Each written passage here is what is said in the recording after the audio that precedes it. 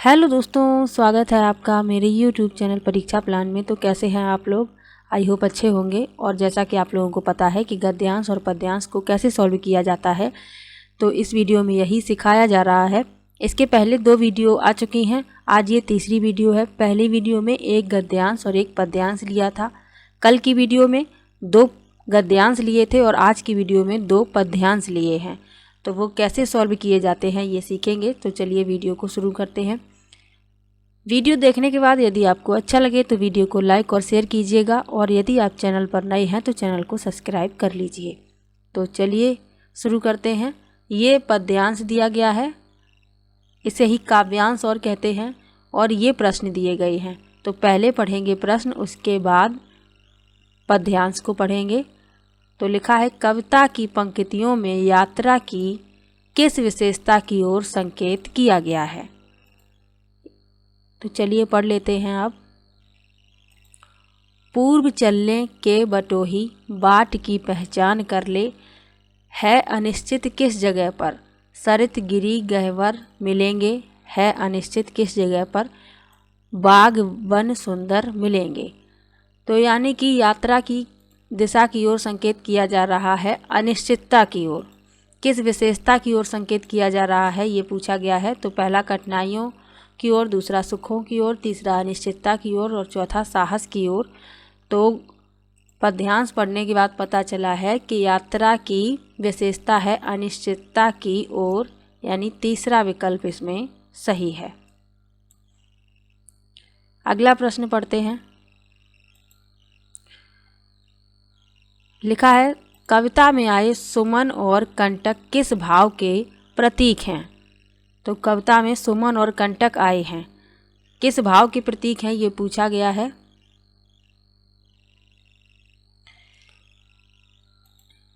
किस जगह यात्रा खत्म हो जाएगी यह भी निश्चित है, अनिश्चित कब सुमन कब कंटकों के सर मिलेंगे। तो यानी कि तो कविता में लिखा हुआ है कि किस जगह यात्रा खत्म हो जाएगी यह भी अनिश्चित, अनिश्चित कब सुमन कब कंटकों के सर मिलेंगे। तो यहाँ सुमन और कंटक का भाव पूछा गया है। तो सुमन और कंटक का भाव है सुख और दुख, तीसरा विकल्प इसमें सही है। अगला प्रश्न लिखा है, कविता की पंक्तियों में कवि व्यक्ति को किस बात की प्रेरणा दे रहा है। तो चलिए कविता पढ़ लेते हैं। यहाँ तक पढ़ लिया है, कंटकों के सर मिलेंगे, इसका उत्तर नीचे ही मिलेगा। कौन सहसा छू जाएंगे मिलेंगे कौन सहसा, आ पड़े कुछ भी रुकेगा तू न ऐसी आन कर ले, पूर्व चलने के बटोही बाट की पहचान कर ले। यानी कि कविता में कवि व्यक्ति से कह रहा है कि हर स्थिति में आगे बढ़ना है, चौथा विकल्प इसमें सही है। ये लिखा है कि आ पड़े कुछ भी रुकेगा तू न ऐसी आन कर ले। तो इसका भाव यही है कि हर स्थिति में आगे बढ़ना है, रुकना नहीं है। अगला प्रश्न लिखा है, इस जीवन यात्रा में पहला विकल्प है कुछ भी निश्चित नहीं है, सब कुछ निश्चित है, तीसरा है सब और मुश्किलें हैं और सब और सुख है। तो इस जीवन यात्रा में आप लोग देख सकते हैं कि बताया गया है कि सब अनिश्चित है, यानी कुछ भी निश्चित नहीं है। पहला विकल्प इस प्रश्न का उत्तर है।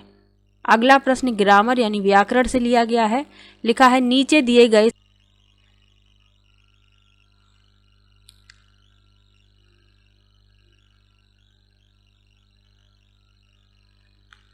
दिए गए शब्दों में से कौन सा सरित का समानार्थी शब्द नहीं है। यानी 3 समानार्थी होंगे, एक नहीं होगा। पहला विकल्प दिया गया है तटनी, दूसरा है जयमाला, तीसरा है नद और चौथा है प्रवाह। तो सरित का समानार्थी तटनी होता है, जयमाला भी होता है, नद भी होता है और प्रवाह भी होता है। चारों ही सरित के समानार्थी हैं। तो यहाँ पर नद की जगह नग होगा। ये दाग गलत छप गया है, यहाँ है नग, और यही इस प्रश्न का उत्तर है। नग जो है किसका समानार्थी होता है, पर्वत का, और यहाँ सरित का समानार्थी नहीं है पूछा गया है। तो यही तीसरा विकल्प इस प्रश्न का उत्तर है। यहाँ ये दा गलत छप गया था, यहाँ पर नग है। अगला प्रश्न है अनिश्चित शब्द में कौन सा प्रत्यय आ सकता है। तो अनिश्चित में प्रत्यय पूछा गया है, तो अनिश्चित में कौन सा प्रत्यय आ सकता है। ते, ति, ती, ता। तो अनिश्चित में प्रत्यय लगाना है तो अनिश्चित में ता प्रत्यय लग सकता है और बन जाएगा अनिश्चितता। चौथा विकल्प इस प्रश्न का उत्तर होगा। तो एक पद्यांश को सॉल्व कर लिया है, अब चलते हैं दूसरे पद्यांश पर। तो अगला पद्यांश छोटा सा ही है, ये 5 लाइनें दी गई हैं। तो चलिए पहले प्रश्न पढ़ लेते हैं। लिखा है गिरे विचार से तात्पर्य है। पद्यांश पढ़ते हैं। लिखा है दंभ का जहाँ जहाँ पड़ाव था, सत्य से जहाँ जहाँ दुराव था, वह चला के अग्नि बाण मारता, पाप की आहा आहा उजाड़ता, वज्र बन गिरा गिरे विचार पर। तो पहला विकल्प लिखा है सभी प्रकार के विचार, दूसरा है मिथ्या विचार, तीसरा है सत्य और हित से परे विचार और चौथा है उलझे विचार। तो यहाँ पर लिखा है वज्र बन गिरा गिरे विचार पर, तो इसका भाव जो है वह है सत्य और हित से परे विचार। तीसरा विकल्प इस प्रश्न में सही है। अगला प्रश्न क्या है नौजवान शहीद ने अग्निबाण इसलिए चलाई क्योंकि वह। पहले विकल्प में लिखा है अपना साम्राज्य स्थापित करना चाहता था, दूसरा है स्वराज स्थापित करना चाहता था, तीसरा है वज्र गिराना चाहता था और चौथा है अपनी शक्ति की गरिमा बनाए रखना चाहता था। तो यहाँ लिखा हुआ है वह चला के अग्नि बाण मारता, पाप की आहा आहा उजाड़ता, वज्र वन गिरा गिरे विचार पर।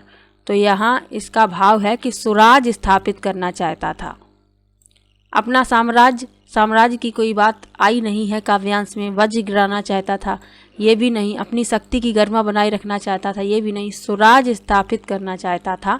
इसीलिए नौजवान शहीद ने क्या किया अग्नि बाण चलाई। अगला प्रश्न है दुराव शब्द से तात्पर्य है। पहला विकल्प लिखा है दुर्गम स्थल, दूसरा है आवरण, तीसरा है काठिन्य और चौथा है बैर।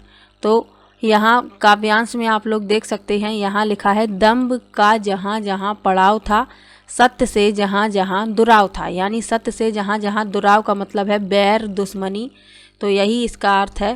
तो यहाँ लिखा है बैर, ये इसका उत्तर है। दुराव शब्द से तात्पर्य है बैर, दुश्मनी, शत्रुता, बैर का, ये सभी पर्यायवाची हैं दुराव के। तो चौथा विकल्प इसमें सही है। अगला प्रश्न है जहाँ जहाँ शब्द है।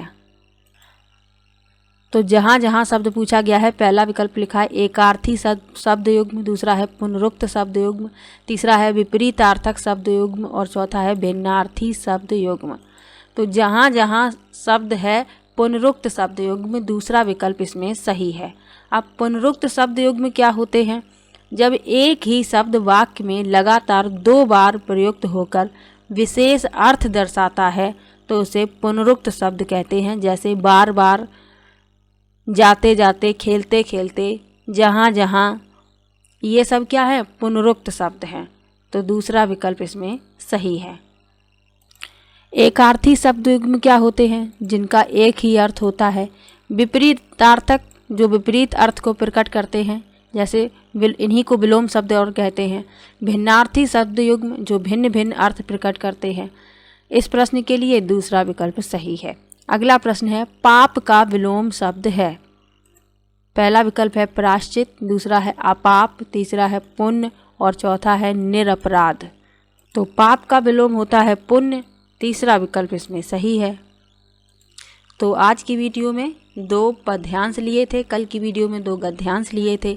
अब जो कल वीडियो आएगी उसमें 1 गद्यांश और 1 पद्यांश लेंगे और उनको सॉल्व करना सिखाएंगे। तो चलिए, यदि आपको गद्यांश और पद्यांश से संबंधित कोई भी डाउट हो तो आप कमेंट बॉक्स में ज़रूर लिखिएगा। इसके अलावा EVS के यदि आप प्रीवियस ईयर के क्वेश्चन पढ़ना चाहते हैं ऑफलाइन वाले पेपर के, तो मैंने 2011 से और 24 तक जो अभी पेपर हुआ था 21 जनवरी को, वहाँ तक मैंने सभी EVS के क्वेश्चन सॉल्व करा दिए हैं। तो आप लोग वो वीडियो भी देख सकते हैं। मैथ्स पेडागोजी के क्वेश्चन मैं सॉल्व करा रही हूँ, तो आप लोग वो वीडियो भी देख सकते हैं। मैं सभी का लिंक दे दूँगी इस वीडियो के डिस्क्रिप्शन में। इसके अलावा पेपर सेकंड के लिए NCERT से मैं हिस्ट्री ज्योग्राफी पढ़ा रही हूँ, तो उसमें क्लास 6 की हिस्ट्री और ज्योग्राफी कंप्लीट हो चुकी है, तो आप लोग वो वीडियो देख सकते हैं। क्लास 8 बची हुई है, उसको भी मैं कंप्लीट करवा दूंगी, तो आप लोग वो वीडियो भी देख लीजिए यदि आप पेपर सेकंड के लिए तैयारी कर रहे हैं, क्योंकि NCERT बहुत ही ज़्यादा हेल्प करती है। सभी क्वेश्चन जो हैं SST में NCERT से ही बनते हैं, तो इसीलिए मैं कंप्लीट हिस्ट्री ज्योग्राफी और पॉलिटी पढ़ा दूंगी। अभी हिस्ट्री और ज्योग्राफी पढ़ी है, क्लास 6 और 7 दोनों कंप्लीट हो गई हैं, 8th बची हुई है, उसको भी मैं कंप्लीट करवा दूंगी। तो चलिए मिलते हैं नेक्स्ट वीडियो में।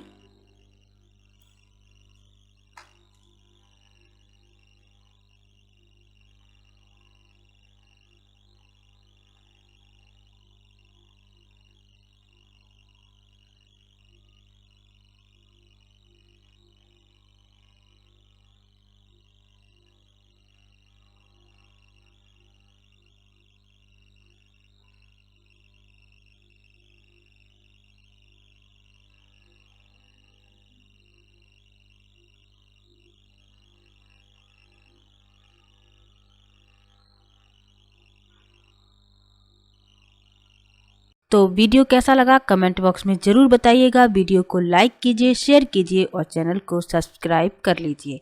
मिलते हैं नेक्स्ट वीडियो में, तब तक के लिए बाय बाय।